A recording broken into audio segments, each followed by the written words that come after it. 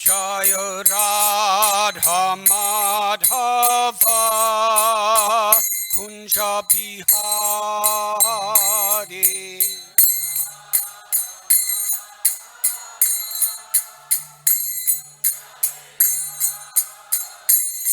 Jaya Radha Madhava Kunja Bihari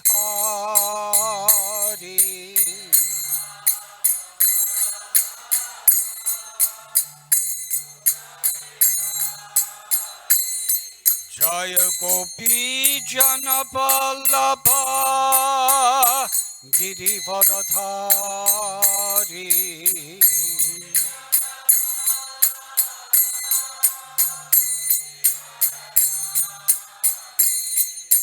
Gopi Jana Vallabha Girivardhari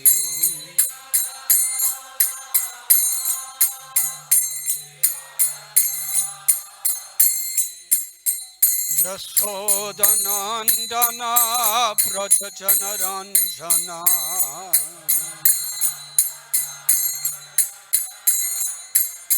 Yasodanandana Prajajana Ranjana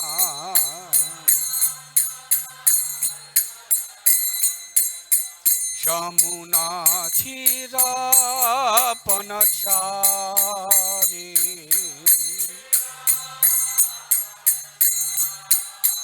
Jamuna Thira Panachari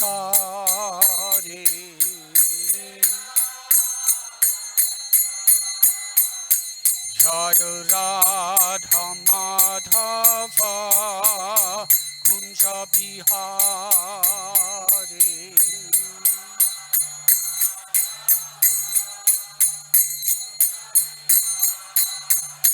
Jaya Radha Madhava Kunja Bihari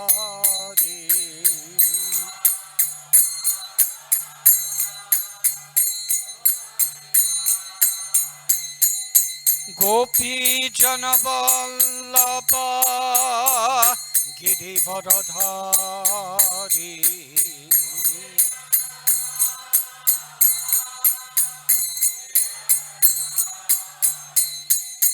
Gopi Jana Vallabha Girivardhari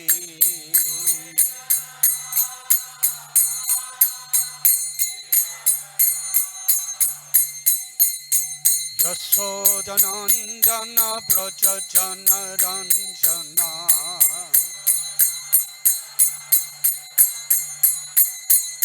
Yasodanandana Prajajana Ranjana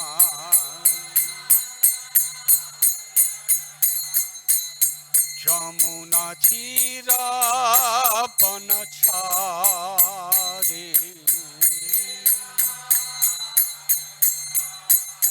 Jamuna Thira Panachari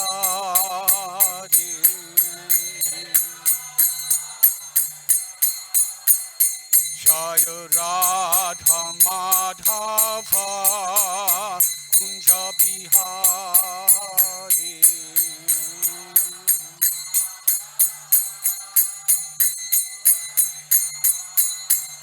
Jaya Radha Madhava Kunja Bihari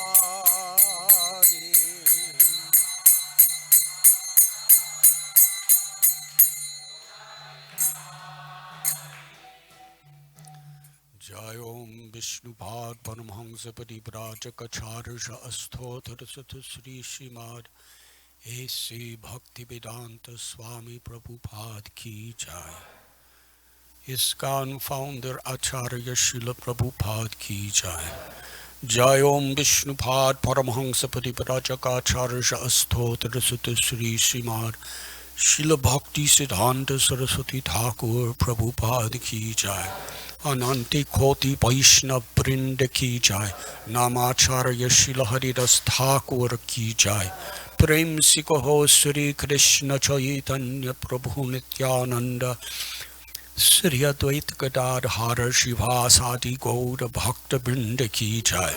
Sri Sri Radha Krishna Gopa Gopinath Sham Kund Radha Kund Giri Govardhan Ki Jai.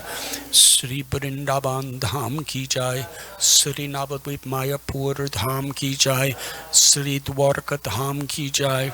Sri Mathura Dham Ki Jai. Nudwarka Dham Ki Jai. Ganga Mai Ki Jai, Yamuna Mai Ki Jai, Bhakti Devi Ki Jai, Tulasi Devi Ki Jai, Samaveda Bhakta Brinda Ki Jai, Gauda Primanandi. All glories to the assembled devotees. All glories to the assembled devotees. All glories to the assembled devotees. All glories to Sri Guru and Sri Gauranga.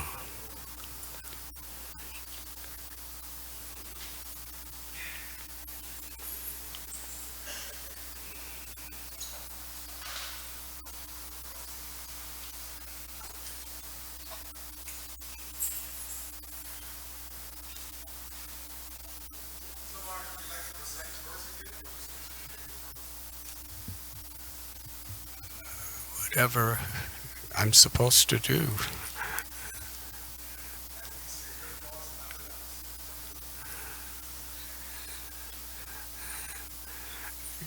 You are bewildering me, Archita.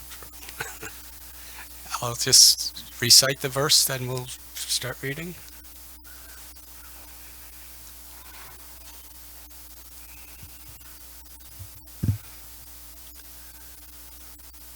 Om Namo Bhagavate Vasudevaya.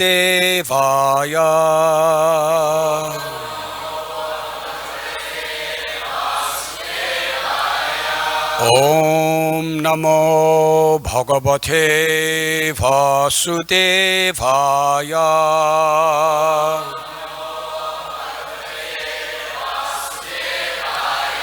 Om Namo Bhagavate Vasudevaya.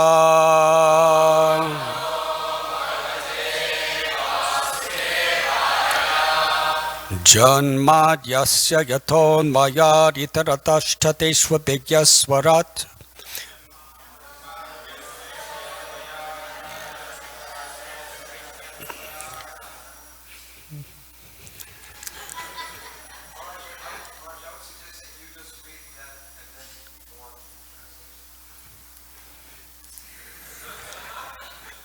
You are always saving us, thank you. Janmadyasya yatonmayaditaratashtateshva vigyaswarat. Tene brahmahridaya adakavaye muyanti yatsuraya. Tejo varimritam yata vinamayo yatratri sargomrisha. Dhamna svena sada nirashtakuhakam satyam param dhimahi. I offer my obeisances unto Lord Sri Krishna, the son of Vyasadeva, who is the supreme all-pervading personality of Godhead. I meditate upon him, the transcendent reality, who is the primeval cause of all causes, from whom all manifested universes arise, in whom they dwell, and by whom they are destroyed. I meditate upon that eternally effulgent Lord, who is directly and indirectly conscious of all manifestations and yet is beyond them. It is he only who first imparted Vedic knowledge unto the heart of Brahma, the first created being. Through him, this world, like a mirage, appears real even to great sages and demigods. Because of him, the material universes, created by the three modes of nature, appear to be factual, although they are unreal. I meditate, therefore, upon him, the absolute truth, who is eternally existence in his eternal transcendental abode, and who is forever free of illusion.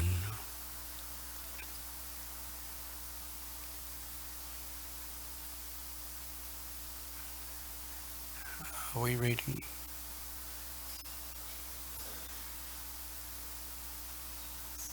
This is where we left off?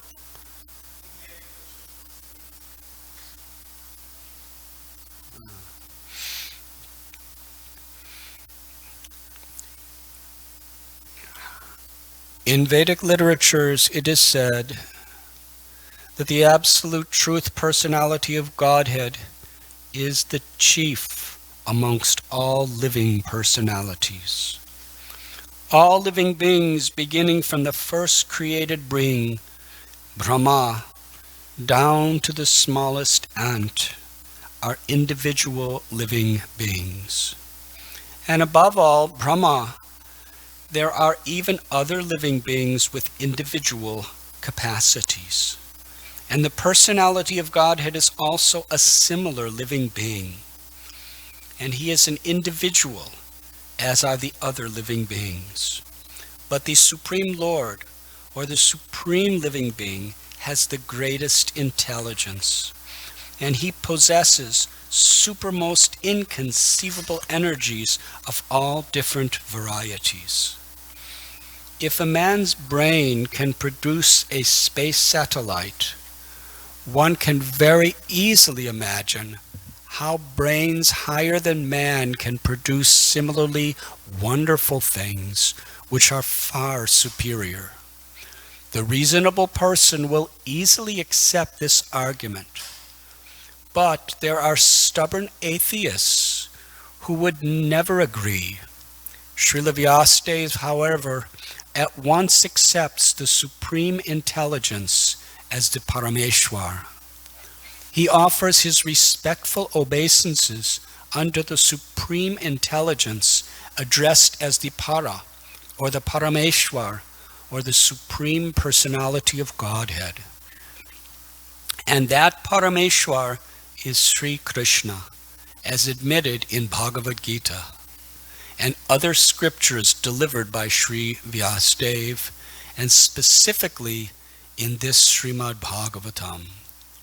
In Bhagavad Gita, the Lord says that there is no other Paratattva samambonam than himself. Therefore, Sri Vyasadeva at once worships the Paratattva, Sri Krishna, whose transcendental activities are described in the 10th canto.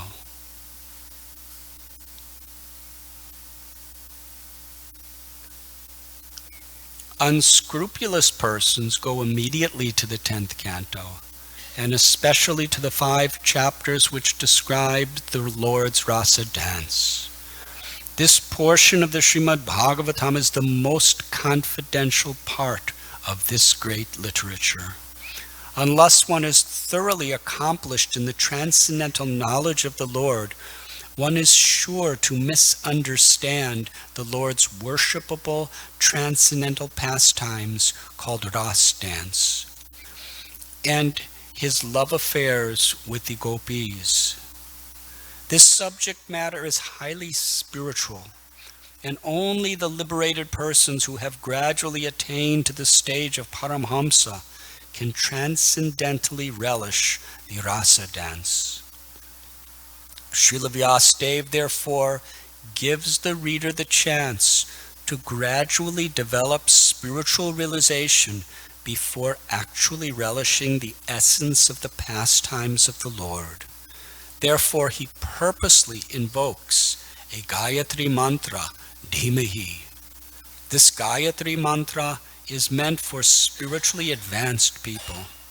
When one is successful in chanting the Gayatri mantra, he can enter into the transcendental position of the Lord.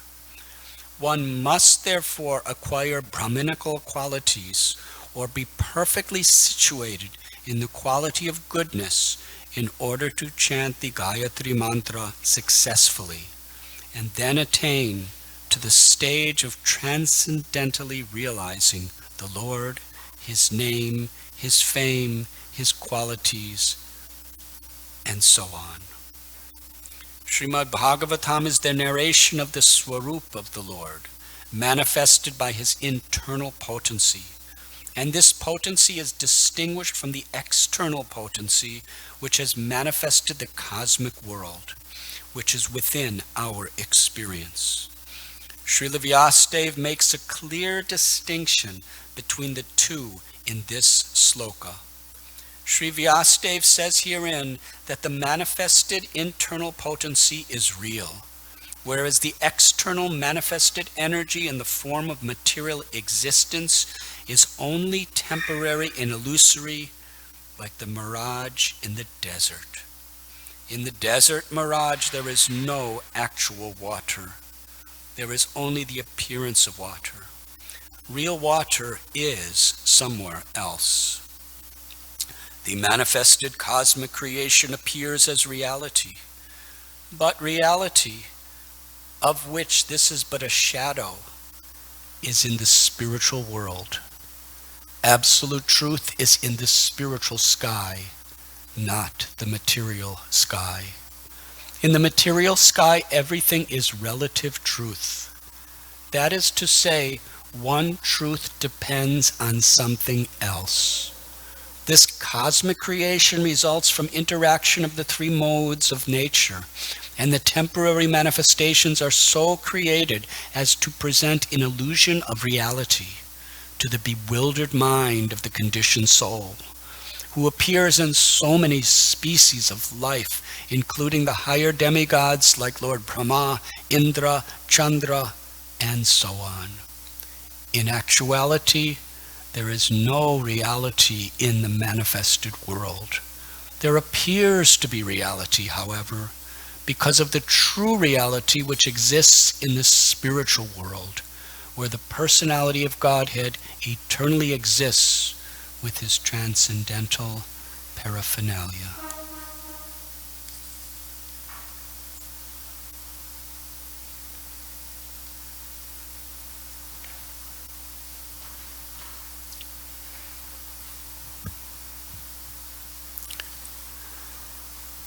Om Gyantimidandasya Jnananjana Chalakaya Chakshurun Militam Jena Tasmai Sri Gurave Namaha Sri Chaitanya Manobhishtam Stapitam Yena Bhutale Swayam Rupa Kadamayam Dadati Swapadantikam Nama Om Vishnu Padaya Krishna Prishtaya Bhutale Srimate Bhaktivedanta Swami Niti Namine Namaste Saraswati Deve Gauravani Pracharine Nirvishesha Sunyavadi Paschatya Deshatharine Vanshakalpatarubhyascha Kripa Sindhubhya evacha Patithanam Bhavanibhyo Vaishnavebhyo Namo Namaha Sri Krishna Chaitanya Prabhu Nityananda Sri Advaita Gadadhar Srivasadi Gaura Bhakta Vrinda Hare Krishna Hare Krishna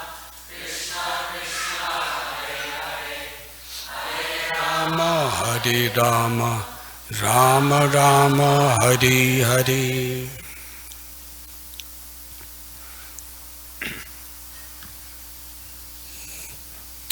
Hare Krishna. I am very grateful to be back with all of you.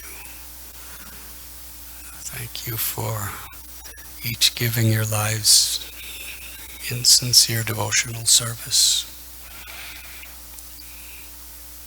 assisting Srila Prabhupada in his mission of compassion. On behalf of Sri Chaitanya Mahaprabhu, to spread the teachings of Srimad Bhagavatam to the world.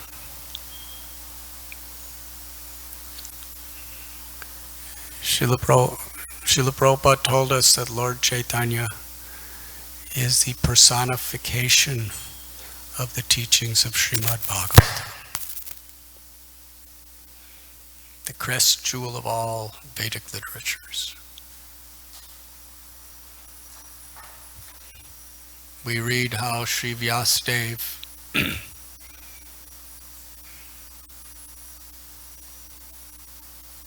while sitting in his Badrik ashram on banks of Saraswati River was reflecting.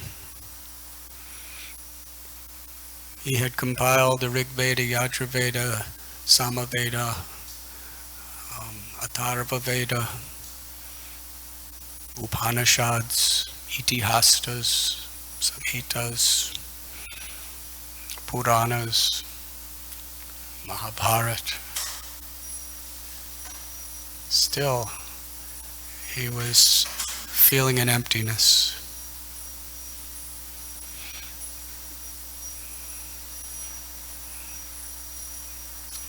That emptiness was his compassion as literary incarnation of the Supreme Personality of Godhead. He was compiling these Vedic literatures to uplift human society. It was then that Narada Muni instructed him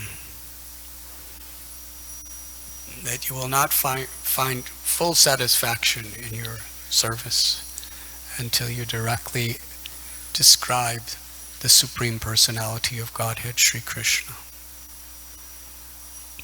Until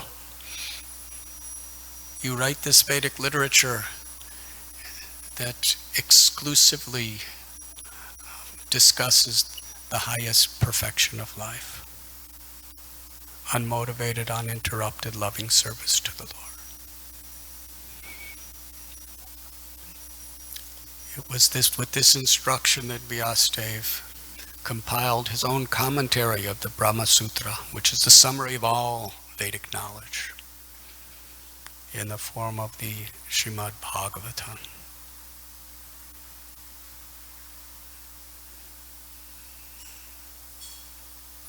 Savai pung sang paro dharmo yato bhaktir dhokshachaya hoitaki aprati hataya yatma suprasinati. In this verse that is so commonly quoted by Srila Prabhupada and all of our great Vaishnava acharyas, there is an encapsulation of the very highest perfection of life. The perfection, the supreme Dharma, is that which awakens loving devotional service to the Supreme Lord. Such devotion must be unmotivated and uninterrupted to fully satisfy the self.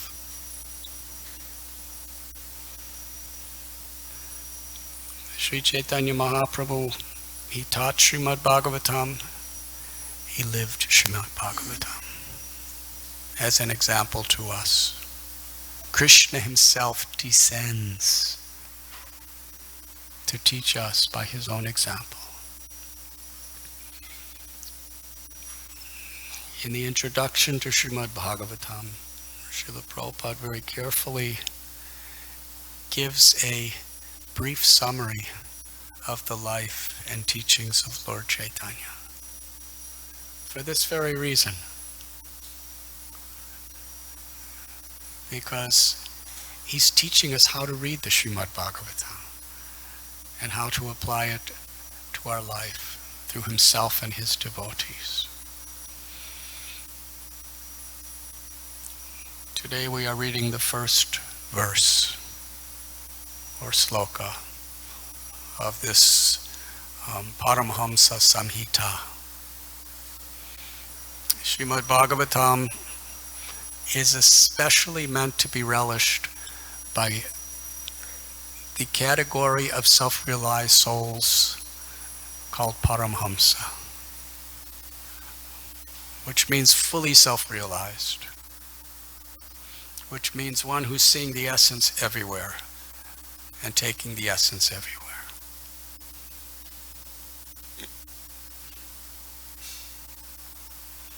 The 10th canto, as described here in this beautiful purport, is describing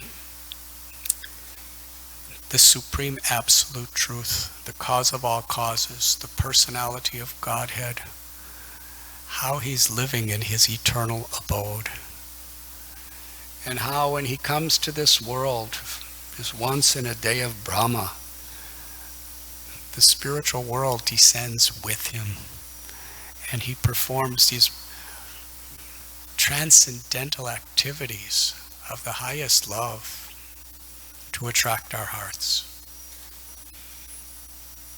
Within the 10th canto, these 5 chapters which describe rasa-lila is most intimate, highest revelation of the absolute truth.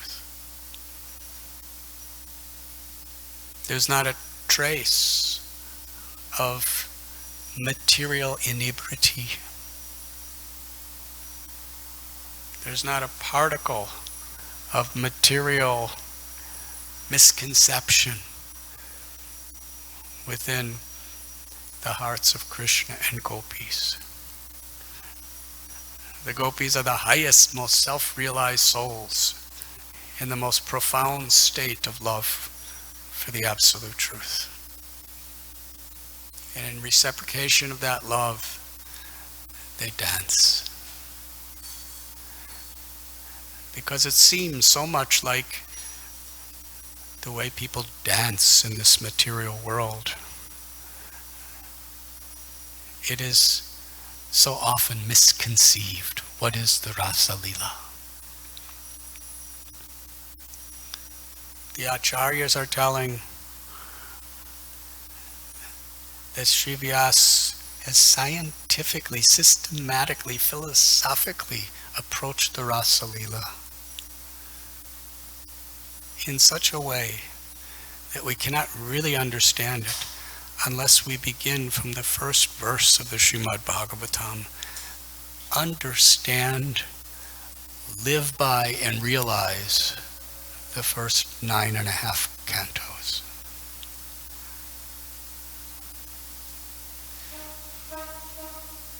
So we are on our journey, beginning with the first verse today. Srila Bhaktisiddhanta Saraswati Thakur explained every single line of every single verse of Srimad Bhagavatam is pure nectar, which is revealing Krishna. For self-realized souls, every verse is revealing Krishna directly.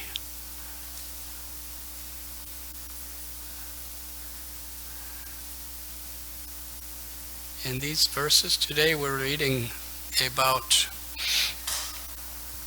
in the beginning of creation, Lord Brahma is born. It is described in more detail in later verses of Srimad Bhagavatam. How creation takes place. In the secondary level of creation, Lord Garbhodakshayi Vishnu, an expansion of Karanodakshayi Vishnu, is laying in the causal ocean. From his navel comes the lotus flower, and Brahma is born. He's the Atmabhu. He's born in such an extraordinary way, directly from God himself. And he's the only living being within the universe. Mahavishnu has already glanced upon material energy, or the Mahatattva, and impregnated it. Or let us say, like Father, through his glance he impregnates all living beings within Mother Nature, or Prakriti. Sarva yoni shakonti amurdaya sambhavanti yata sambrahma mahajoni araham bija pratapita. Bhagavad Gita, Krishna tells all living beings are coming from the same source, the Supreme Personality of Godhead. He is the seed-giving father of everyone. But for creation, he especially deputes Lord Brahma.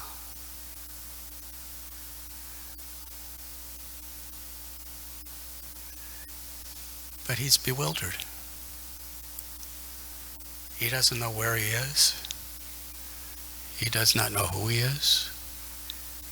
He does not know where he's supposed to go or what he's supposed to do.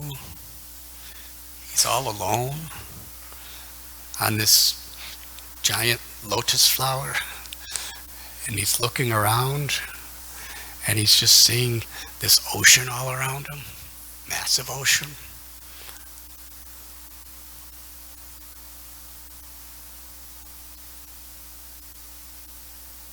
He's fully aware. He's not like a little infant baby that doesn't know what's going on. He's a fully developed, intelligent person who doesn't know what's going on. And he's looking around.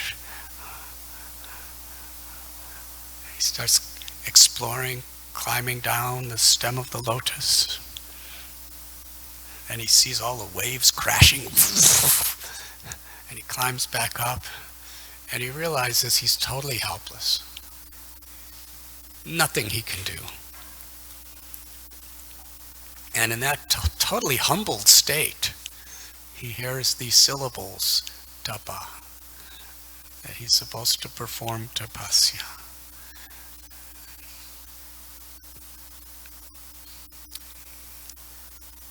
Ishvara sarvabhutanam hridaya tishtati. The Lord is in the heart of every living being. Within the heart of Brahma, he gives him the intelligence to meditate.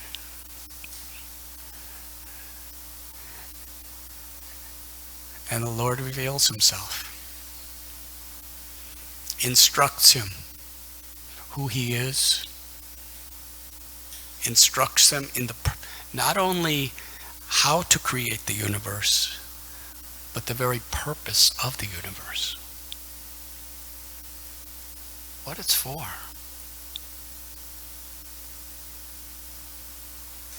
It's for self-realization. There's a description in another section of Srimad Bhagavatam where when Brahma has his night, so much of his creation is kind of destroyed. When he goes to sleep, nothing's happening. And then when he wakes up, he sees what's going on and he's bewildered again. And the Lord has to keep helping him.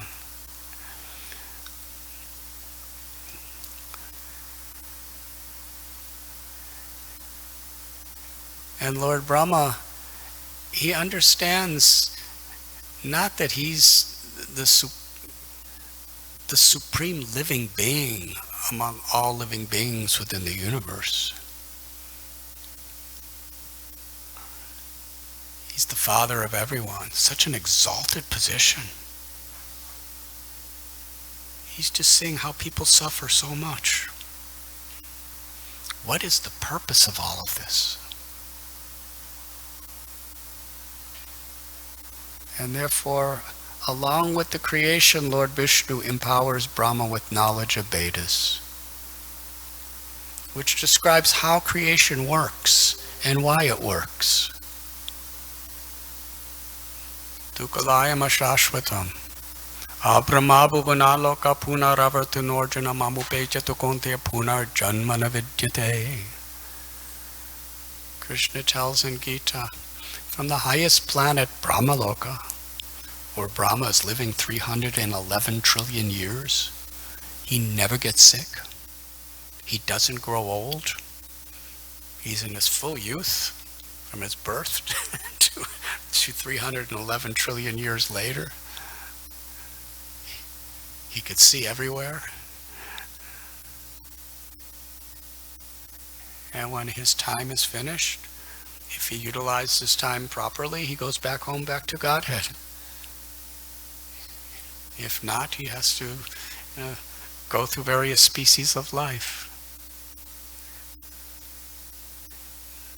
So Brahma, such an exalted person, but is totally humbled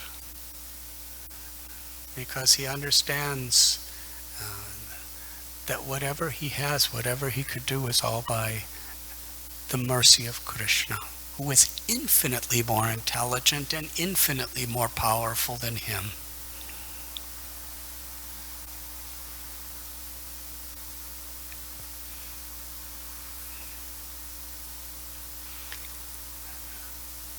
Recently, I was with a scientist,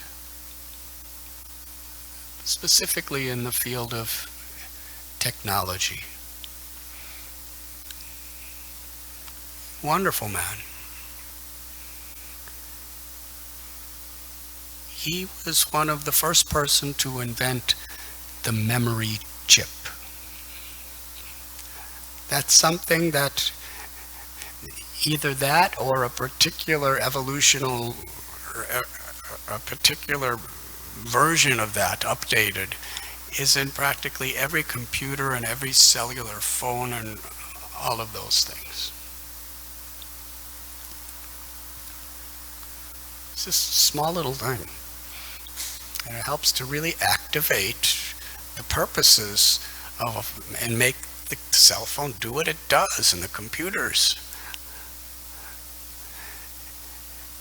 And I happened to be with him at Govardhan Hill in Vrindavan. And we did parikrama. And we had Harikatha, discussing Krishna and Indra and the lifting of Govardhan Hill. And we were sitting together, just the two of us. And I was inquiring, because I don't even know what a memory chip is.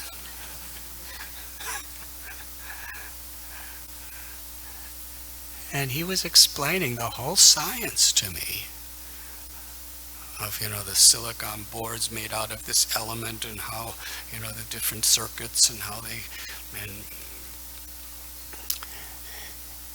he was explaining the most advanced technology of computers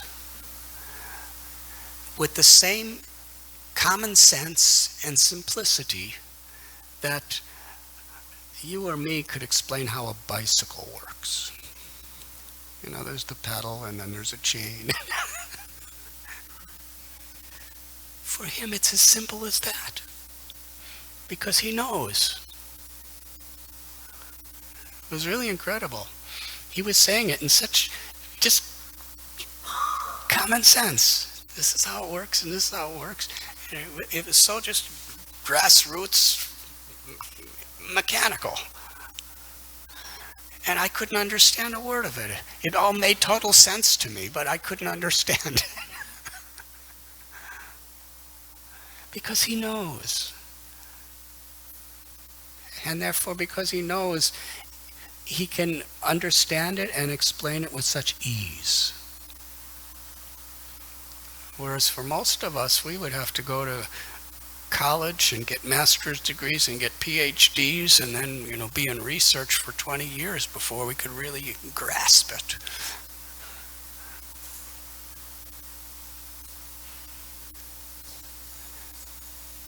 And he's just a little jiva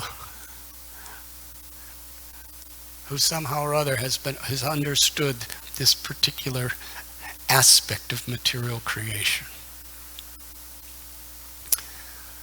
What is Brahma in comparison to him or to any scientist?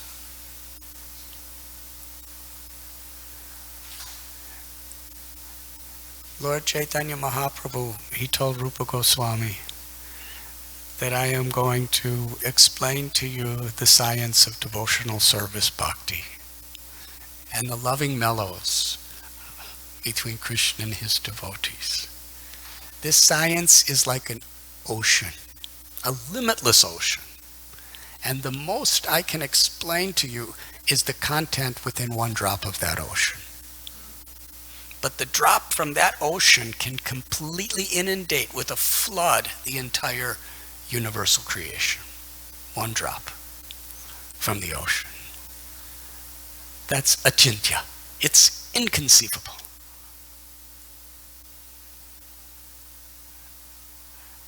In the last chapter of Srimad Bhagavatam we've been reading here in New Dwarka, it was Srila Prabhupada's offering of his last purports to the world, personally and directly, while he was living in Vrindavan during his last weeks. He was reciting the translations and commentaries of the Brahma Vimohan Lila.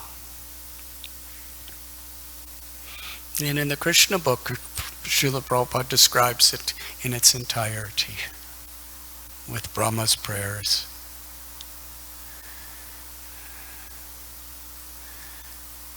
Brahma himself, who his awareness of the realities of this creation is billions and trillions of times beyond what a scientist or a human being can possibly fathom. And he's confessing to Krishna that I'm like a little firefly. Fireflies at night, they give out light. It just kind of goes on for a couple seconds and then goes off. And then they kind of recharge, and then they go off again. And the firefly, with his little eyes, or his little eyes actually, he really thinks he's illuminating the world, because from where he is, all directions are fully illuminated. But when we're sitting down, we see that firefly is just, his light only extends at the most a couple feet to give light. Otherwise, you just see it there in its location, a little light going.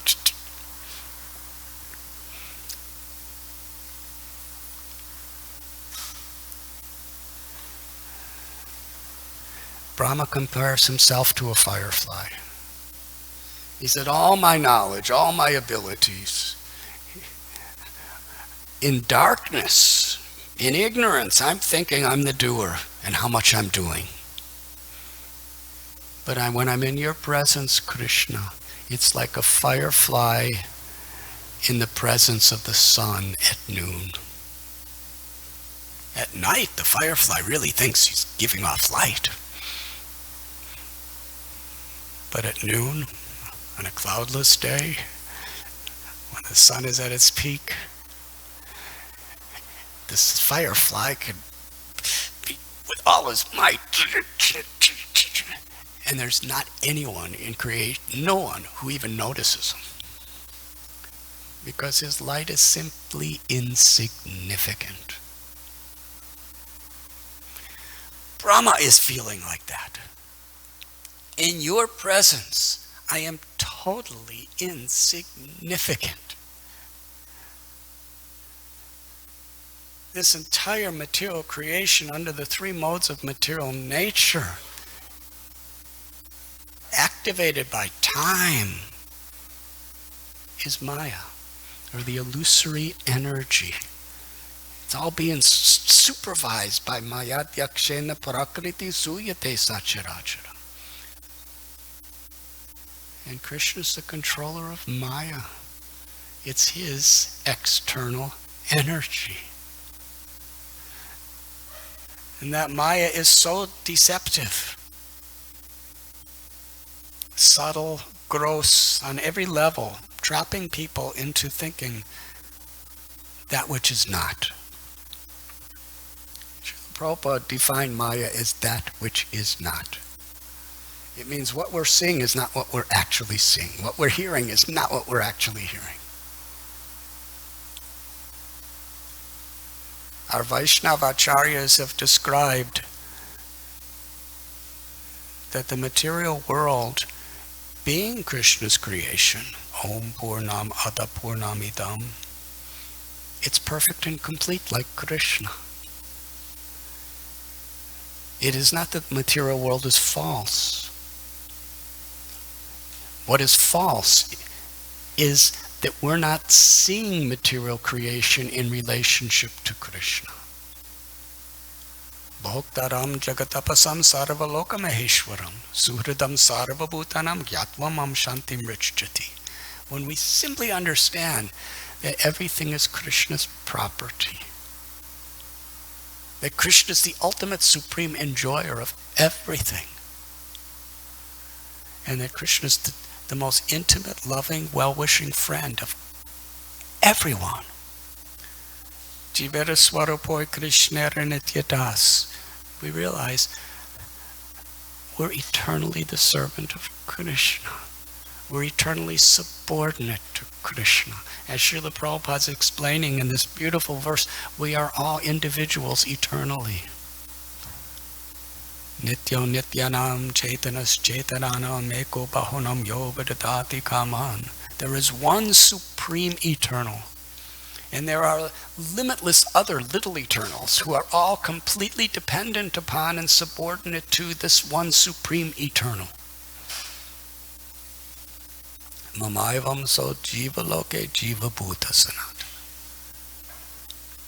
All living beings, Krishna said, are eternally my part and parcels. This is inconceivable. Being a part and parcel of Krishna is the most exalted, incredible thing that we can ever imagine.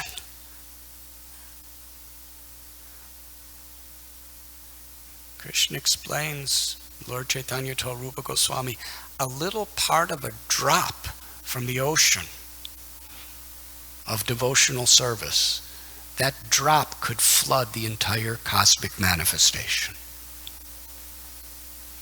And similarly, a tiny little ray, a single part and parcel of Krishna, has inconceivable, unbelievable powers.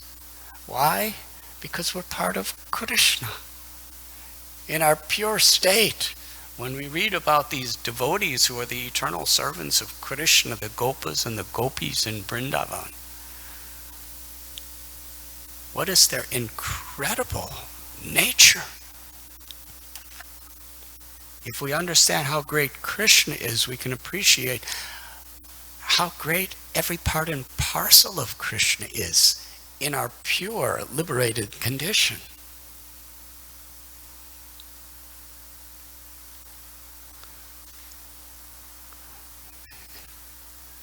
Because Krishna, the supreme, all-powerful, all-great, creator, maintainer, annihilator of all material existence, is rasa-bihari. He agrees through his great happiness to be conquered by the love of each and every one of his parts and parcels who choose to serve him with love. When Sri Chaitanya Mahaprabhu begins his teaching to Sanatana Goswami, Jivera Swarupoi Krishnera Nityadas, he's speaking of the most incredible, inconceivable, exalted position. What does it mean to be an eternal servant of Krishna? It means to be such a vessel of Krishna's infinite love through his Shri Radharani Shakti of Prem can manifest through us as his little part and parcels, where the absolute controller of all controllers, Parameshwar, is subordinate to that love. That's what it means to be a servant of Krishna. But a servant of Krishna never wants to control Krishna. Sarva dharman parityaja mam ekam sharanam praja. An eternal servant of Krishna simply wants to surrender to Krishna's will.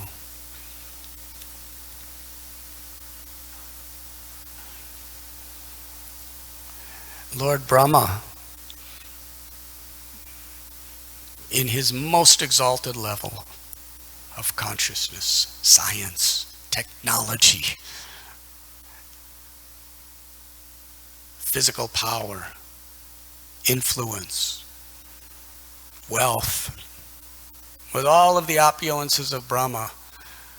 When Krishna manifested all the little calves and cowherd boys that he had kidnapped, and he couldn't understand, how is this happening to me? And then when Krishna manifested each one of these little calves and gopas as Vishnu forms, he was stunned.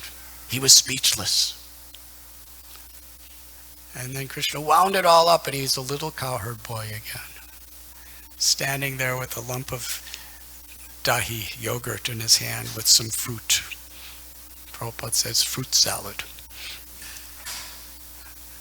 And he was holding that yogurt and the fruit salad a year before. Can you imagine sitting there? It was still fresh. And he's looking very innocently, like, where are my friends? Where are my calves? And then Brahma surrenders. That this little boy Krishna is the absolute truth. He is Parameshwar. Whatever I know, whatever I have, is by his grace. Whatever I am and whatever I know is infinitesimal, like a little firefly in front of the sun. And with total humility, Brahma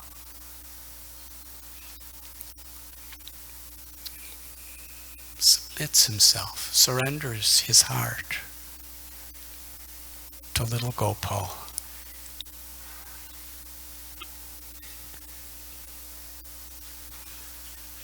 And at that point, he looks around and he sees the same things he was seeing with his 8 eyes before, but with a completely different perception. He sees Vrindavan. He was watching Vrindavan for so many days. A whole year he was checking to, he saw when Krishna was playing with his friends, he stole his friends. Now he's looking at Vrindavan, he's saying the same tree he was seeing as a tree, he's seeing as a kalpabriksha.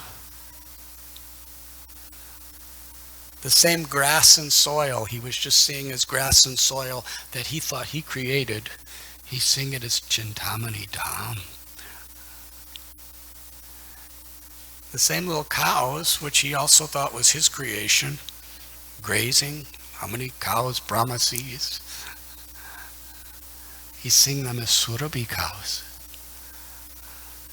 Kamadhenus. He's seeing the spiritual world of Vrindavan. What's the difference between a few minutes before and this particular moment? He has the same eyes. He's seeing the same places. But because he has surrendered, a whole reality is being revealed to him.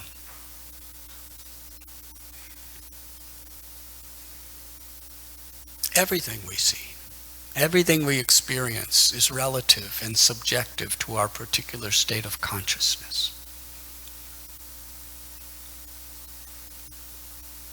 With our little imperfect senses and our little tiny imperfect minds and intelligences, what can we really understand about the infinite universe and creation? Even Brahma can't understand it. And he's the one who's he's orchestrating it. But it's happening through him. And he thinks he knows what he's doing. But just like that scientist I was speaking to at Govardhan Hill, he's won so many awards for his breakthroughs in technology. he was explaining, whatever I know, he said, it's such an infinitesimal little fraction of what's there. What is the energy within an atomic particle? No matter how many years of the evolution of science, we'll never understand even a particular atom's full potency. We're just scratching the surface with whatever we're doing. It's limitless. Every particle of Krishna's material energy is inconceivable and limitless if we perceive it from the perspective of Krishna. It's fascinating.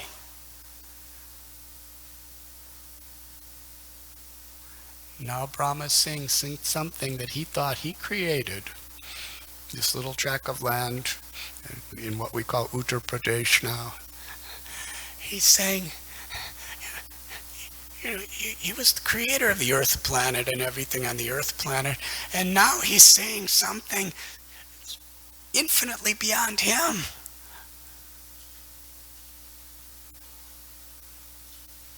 He's seeing the cows and the calves and the cowherd boys for what they really are. Eternally liberated, self-realized residents of the Paravyoma, the spiritual world. And he didn't come to that realization because he's the creator. He didn't come to that realization because he's Brahma. He came to that realization because he humbled himself and surrendered. Daivi yeshu gunamayi mama maya duratyeya mame vamir papatyante maya me tatarantite. The mirages that are described in this first verse of Srimad Bhagavatam, due to the illusory potency of the Lord, we cannot cross beyond them. They're so beyond us, so beyond even our most developed state of material intelligence abilities, so beyond the reach of our tapasya.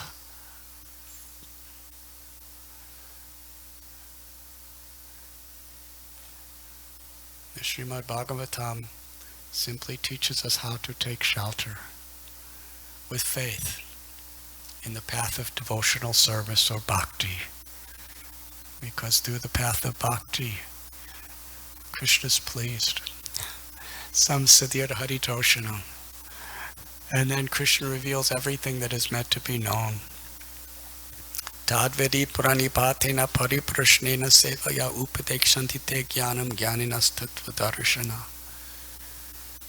Krishna tells in Gita, just try to know the truth. By approaching a spiritual master, inquire submissively, render service. Self-realized soul can impart knowledge unto you because it has seen the truth. Evam parampara praptam. This is parampara.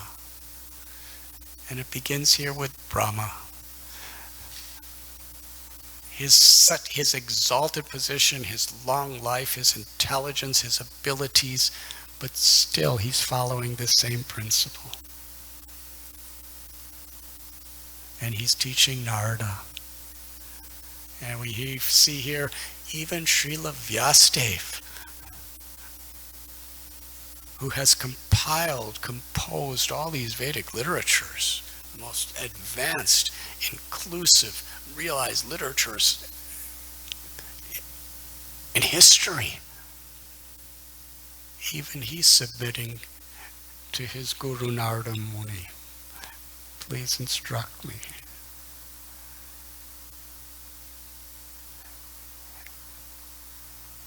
And Madhvacharya walked bare feet because he understood the importance of getting this connection in parampara.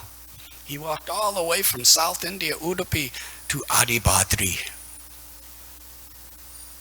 All the way to Badrinath. How many have been to Badrinath? Please raise hand.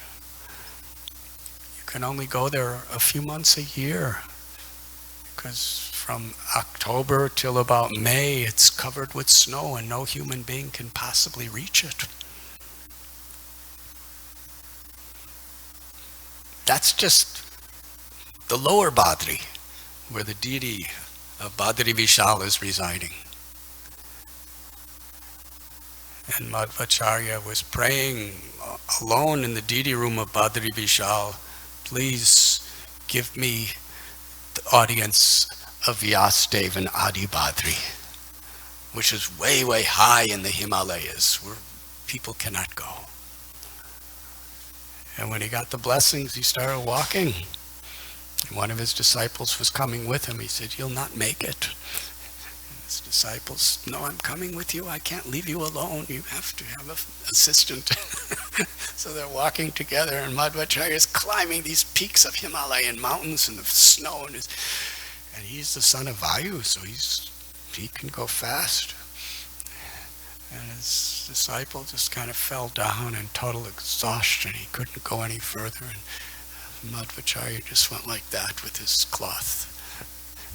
And suddenly this disciple found himself back in the temple, hundreds of miles with the other devotees. He said, couldn't keep up with them. So he went all the way to this Adi Badri by foot, to sit at the feet of Vyasadeva, to make that connection. And he surrendered. Sri Chaitanya Mahaprabhu himself, he told Prakashananda Saraswati that my guru called me a fool, because I'm a fool.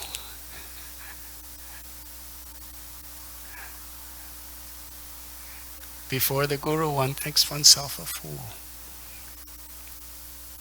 Before the Vedic literatures, before the deity, we humble ourselves. Then we can actually open our hearts to receive the truth. It's in taking shelter. Sanatana Goswami, he said same thing to Sri Chaitanya Mahaprabhu. I'm a fool, I don't know. Who am I? Why am I suffering? In a practical way. We can say we know. We can quote so many scriptures. We can quote so much logic. We can scientifically explain things. But how much do we really know? Because knowledge is meant to liberate us from illusion. Knowledge is meant to awaken ecstatic love for Krishna in our hearts.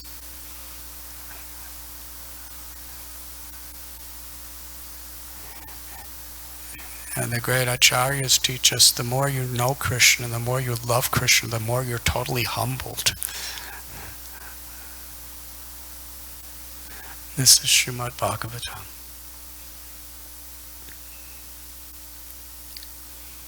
We read in these pages stories of the Pandavas, of Kunti Devi. We read about such great personalities as Narada, Vyas, Kardama Muni, Kapila Dev, Dhruva Maharaj, the Prachetas. We read about Prahlad Maharaj, Priyavrat, Rishabdev, Bharat Maharaj. We read about Gajendra. He was so strong. He was so influential.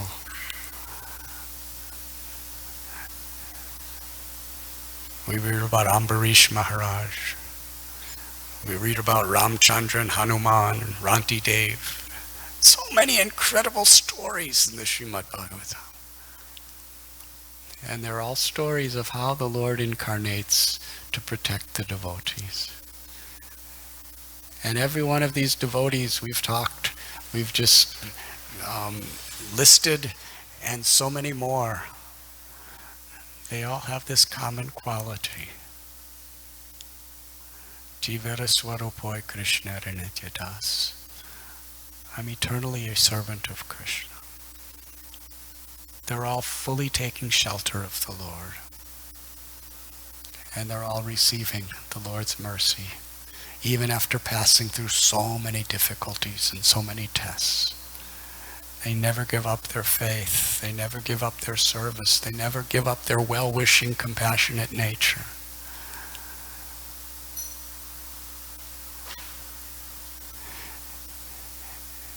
It's these qualities we have to learn to apply to our life before we could truly understand what is the rasa-lila.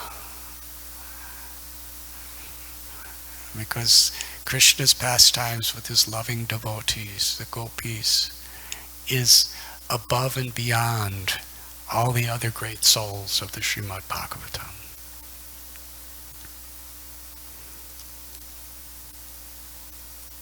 And this is so beautiful, because when we appreciate the exalted position of such great souls, when we appreciate the exalted position of Vrindavan, the residents of Vrindavan, the gopis of Vrindavan, when we appreciate the exalted position of those who are trying to teach us about these things and the message that they carry, then we become receptive to be purified. And as we become purified, Krishna reveals himself. Like to Brahma, after he totally humbled himself before Krishna and surrendered, Vrindavan was revealed.